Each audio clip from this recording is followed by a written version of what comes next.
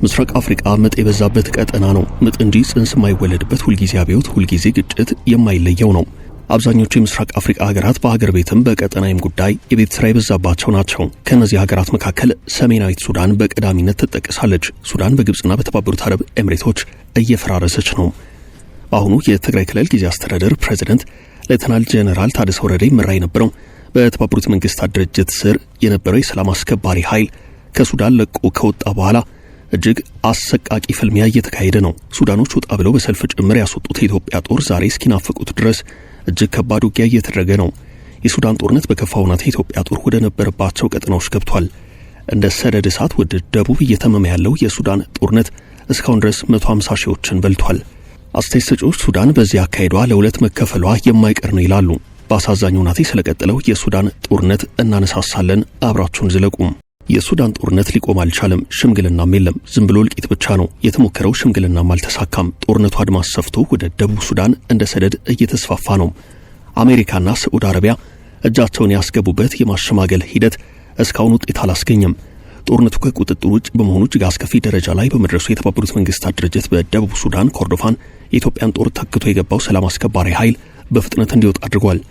ደቡብ ሱዳን ሰሜን ሱዳንን የምታዋስነው ደቡብ ኮርዶፋን በነዳጅ ክምችት የምትታወቅና ሁለቱን ሀገራት ወደ ውጊያ የከተተች የአቢዬ አካባቢ የምትካተት ናት።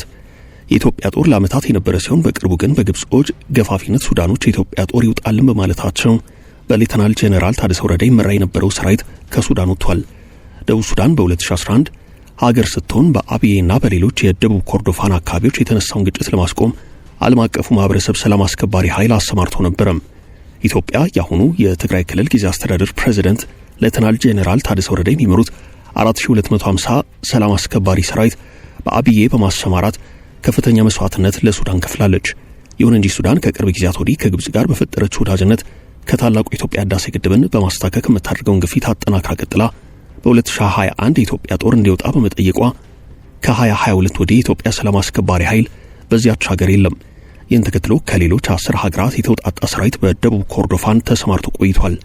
አሁን ይህ ጦር ሁናቴው መቋቋም ስላልቻለ ከቁጥጥር ውጭም ስለሆነበት ለቆ ወጥቷል። በደቡብ ኮርዶፋን ያገረሸው በሱዳን ሰራዊትና በሱዳን ፈጥኖ ደራሽ ኃይል በተከፈተው በድሮን የታገዘ ውጊያ የተነሳ ተመድ የሰላም ማስከበር ተልእኮን አቋርጧል። በደቡብ ኮርዶፋን እየተዛመተ ያለው የሱዳን ጦርነት ለተመድ ተልእኮ መሰናክል ከመሆን በዘለለ አዲስ መልክ የፈጠረ የፖለቲካ ኃይል አሰላለፍ በሱዳን ወገን እየመጣ ነው። የደቡብ ኮርዶፋኗ ሄጅሊች በጦርነቱ እየወደመች በመሆኗ ደቡብ ሱዳን ላይ ከባድ የህልውና አደጋ ተጋርጧል። ደቡብ ሱዳን 98% ገቢዋ ከነዳጅ ዘይት ሽያጭ የሚገኝ ነው። አሁን ግን ይህ ሊቋረጥ ከጫፍ መድረሱ እየተነገረ ነው። ጦርነቱ ደቡብ ሱዳን በሰሜን ሱዳን የምትልከው ነዳጅ ያቋርጠዋል። ደቡብ ሱዳን በሰሜን ሱዳን በኩል የነዳጅ ዘይት ምርቷን በቧንቧ የጋዝ ማስተላለፊያ መስመር ለመላክ ካልቻለች ደግሞ እንደ ኢትዮጵያና ኬንያ ያሉ ሀገራትን አማራጭ መተላለፊያ አድርጋ ለመገልገል ትገደዳለች። ይህ ደግሞ በቀጠናው ተጨማሪ ጣልቃ ገብነትን የሚጋብዝ ነው ተብሏል። የደቡብ ኮርዶፋኑ ጦርነት ደቡብና ሰሜን ሱዳንን ዳግም ወደ ጦርነት እንዳይከት የተዘጋ ሲሆን በሌላ በኩል ከሱዳን ተፋላሚ ኃይላት ጀርባ ያሉ ሀገራትም ተስበው ሊገቡበት ይችላሉ። ጦርነቱ ሱዳናውያንን እንደ ቅጠል እያረገፈ ነው። የፈጥኖ ደራሽ ኃይሉ ባለፈው ሚያዝያ ወር በዳርፉር ግዛት በሚገኘው ዘምዘም የስደተኞች መጠለያ ጣቢያ ለ3 ቀናት የዘለቀ ጥቃት ከፍቶ 1000 ገደማ ሰዎችን ስለመግደሉ የሚያሳይ ሪፖርት በተመድ በኩል ወጥቷል። የሱዳን ጦርነት 3ኛ ዓመቱን እያገባደደ ሲሆን በዚህ ጊዜ ከ150 ሺህ ያላነሱ ሰዎች ተገድለዋል፣ ከ14 ሚሊዮን በላይ ተሰደዋል፣ ከ1 ሚሊዮን በላይ ተርበዋል መባሉን ተመድን ጨምሮ ዓለም አቀፍ የረድኤት ተቋማት አረጋግጠዋል። ከሰሞኑ ወደ ደቡብ ኮርዶፋን በተስፋፋው ጦርነት ደግሞ ተጨማሪ እልቂት እየተፈጠረ ነው። በተለይ ከሳምንት በፊት አንድ የታዳጊዎች ትምህርት ቤት የጤና ተቋም ላይ ጭምር ጥቃት ተፈጽሞ ከ100 በላይ ህፃናትና ሲቪሎች ተገድለዋል። የተመድ ዋና ጸሐፊ አንቶኒዮ ጉተሬዥን ጨምሮ ይህንን እልቂት በቁጣ አስተያየት የሰጡበት ነው። የዓለም አቀፍ ሰላም አስከባሪ ኃይል ጭምር በአካባቢው ነቅሎ እንዲወጣ ያስገደደ ያለው በደቡብ ኮርዶፋን የተስፋፋው ጦርነት ነው። የአሜሪካ የውጭ ጉዳይ ኃላፊ ማርክ ሩቢዮ ከሰሞኑ ወደ ተባበሩት አረብ ኤምሬቶች ስልክ ደውለው ባለስልጣናቱን ስለ ጉዳዩ አነጋግረዋል። የኮርዶፋኑ ጦርነት መባባስ ተፋዞ ለሰነበተው ለሱዳን ተፋላሚ ኃይላት ቀርቦ ይሁንታ አጥቶ የቆየው የአሜሪካና የሳዑዲ የሰላም ሐሳብ ዳግም እንዲነሳሳ ምክንያት ሊሆን እንደሚችል የሚናገሩ ቢኖሩም ከሱዳን ጉዳይ ይልቅ ሌሎች ጉዳዮች ዓለም አቀፍ ትኩረት የማግኘት ቅድሚያ መውሰዳቸው የማይቀር እንደሆነ የሚጠቅሱ አሉ።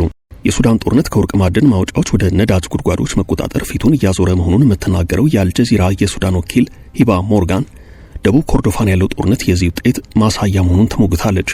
ከዚህ ቀደም ዋና ዋና ከተሞችን፣ ወታደራዊ ካምፖችን ወይንም የወርቅ ማውጫዎችን በሰፊው ያሉባቸው ምዕራባዊ የሀገሪቱን አካባቢዎች ለመቆጣጠር ትኩረት አድርጎ የቆየ ጦርነት ነበርም። አሁን ደግሞ የነዳጅ ማውጫዎች ላይ ትኩረት አድርጓል። ከጥቂት ሳምንታት በፊት የፈጥኖ ደራሽ ኃይሉ በባኑሳ ከተማን ተቆጣጠረም። ይህ ከተማ ደቡብ ኮርዶፋንን ከሰሜን ሱዳን የሚያገናኝ መንገድ የሚያልፍባት ወሳኝ ከተማ ናት። ከዚያ ወደ ደቡብ ኮርዶፋን በመገስገስ ሄጅሊጅን ያዙ። በደቡብ ኮርዶፋን ይዞታቸውን አጠናክረዋል። ነዳጁን ለራሳቸው ብቻ መቆጣጠር አይችሉም። ደቡብ ሱዳኖች በቧንቧ ካላኩ ብዙ ነዳጅ አያገኙም። ሆኖም የነዳጅ መስመሩን ማቋረጥ ይችላሉ። በዚህ የተነሳ ሱዳንንም ሆነ ደቡብ ሱዳንን በኢኮኖሚ ማድቀቅ ይችላሉ በማለት ፈጥኖ ደራሽ ኃይሉ ሄጅሊጅን በመያዙ የሚፈጠረውን ጉልበት አሳይታለች። የፈጥኖ ደራሽ ኃይሉ ሲገባ የሱዳን ጦር ከዚህ ከተማ ወጥቶ ወደ ደቡብ ሱዳን መግባቱ ተነግሯል።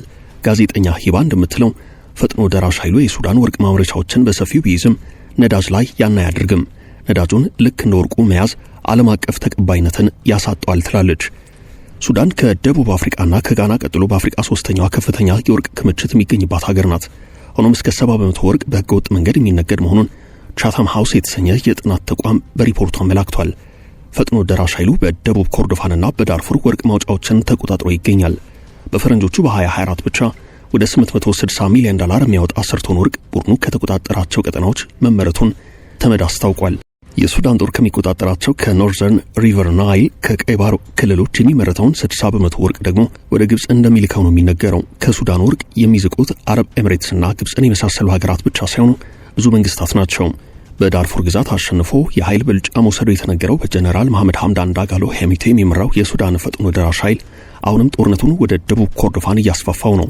ከጥቅምት ወር ወዲህ በደቡብ ኮርዶፋን ግዛት በጀነራል አብዱልፈታህ አልቡርሃን በሚመራው የሱዳን ሰራዊት ኃይል ላይ በድሮን የሚታገዝ ጥቃት ማጠናከሩ ተነግሯል። ለዚህ ደግሞ ከደቡብ ሱዳን አማጺ ኃይል ጋር ጥምረት ፈጥሯል። የሱዳን ፈጥኖ ደራሽ ኃይል የሚባለው ዋናው የሰሜን ሱዳን ተፋላሚ ቡድን አሁን ከደቡብ ሱዳን አጋር ስለማግኘቱ እየተነገረ ነው። የሱዳን ነጻ አውጪ ንቅናቄ በሰሜን ሱዳን ፒፕልስ ሊበሬሽን ሙቭመንት ኖርዝ SPLM-N ከሚባለው የሱዳን ዋና ተቋሚ ኃይል ጋር ግንባር ፈጥሯል። ባለፈው ሐሙስ ሁለቱ ኃይላት በደቡብ ኮርዶፋን ግዛት በዴሊን ከተማ ከባድ የሞርታር ድብደባ ፈጽመዋል። በዚህም 19 ሰዎች ተገድለዋል። አልጀዚራ እንደዘገበው ከሆነ ከጥቅምት ወር ጀምሮ በደቡብ ኮርዶፋን በሚደርሱ ተደጋጋሚ ጥቃቶች መጠናከር የተነሳ 50,000 ሰው ከዛ ቀጠና ተፈናቅሏል። በደቡብ ኮርዶፋን መዲና ካዱግሊ ሰፍረው ከነበሩ ዓለም አቀፍ ሰላም አስከባሪ ኃይል አባላት መካከል 6 የባንግላዴሽ ወታደሮች በፈረንጆቹ ዲሴምበር 13 በተፈጸመ ጥቃት ተገድለዋል። ተመድ ከአካባቢው የሰላም አስከባሪዎችን ለማስወጣት መንቀሳቀስ መጀመሩን ዘገባው አመላክቷል። እንደተባለው በቀናት ልዩነት ተመድ ሰላም ማስከበር ተልዕኮን ለማስወጣት መወሰኑ ታውቋል። ይህም አርብ ዕለት በስፋት ተዘግቧል። ደቡብ ኮርዶፋን ባለፉት 2 ወራት ዋና የጦር ቀጠና ሆናለች። ደቡብ ኮርዶፋን ደቡብ ሱዳን በ2011 ተገንጥላ ነጻ ሀገር ስትሆን በሁለቱ ሱዳኖች መካከል ግጭት ያስነሳች በተፈጥሮ ሀብት የታደለች አጎራባች ግዛት ናት። አጃንስ ፍራንስ ፕሬስ እንደዘገበው በ1990ዎቹ ጀምሮ ነዳጅ ዘይት ሲመረትባት የኖረችው በደቡብ ሱዳን ከሰሜን ሱዳን ተገንጥላ ስትሄድ ከባድ የይገባኛል ግጭት ደርሶባት ነበርም። ግዛቲቱ እስካሁንም በዓለም አቀፍ ሰላም አስከባሪ ኃይል ስትጠበቅ ኖራለች። ሱዳን ሙሉ ለሙሉ ለሁለት እየተከፈለች ትገኛለች የሚሉት የደህንነት ሪፖርቶች በዳርፉር ሙሉ ለሙሉ ድል የተጎናጸፈው የፈጥኖ ደራሽ ኃይሉ ወሳኝ የሆኑ የወርቅ ሀብት የሚታፈስባቸውን አካባቢዎች በእጁ ማስገባት እንደቻለ አመላክተዋል። አሁን ደግሞ ለሱዳን ሌላኛው ወሳኝ የገቢ ምንጭ የሆነው የነዳጅ ዘይት መገኛ ደቡብ ኮርዶፋንን መቆጣጠሩ ራሱን የቻለ ሀገር መንግስት ለመፍጠር ከጫፍ የደረሰ ያስመስለዋል። ከዚህ ቀደም ዳርፉርን ማዕከሉ አድርጎ የራሱ መንግስት መመስረቱን ቡድኑ ሲያውጅ ብዙዎች እንደሚችል አምነው አልተቀበሉትም። አሁን ግን ቡድኑ የነዳጅ ምንጭ የሆነችውን ኮርዶፋንን መያዙን ተከትሎ የሱዳን ለሁለት መከፈል የማይቀር ነው የሚለውን ግምት የጎላ አድርጎታል። አበቃን። መልካም ጊዜ ተመኘን።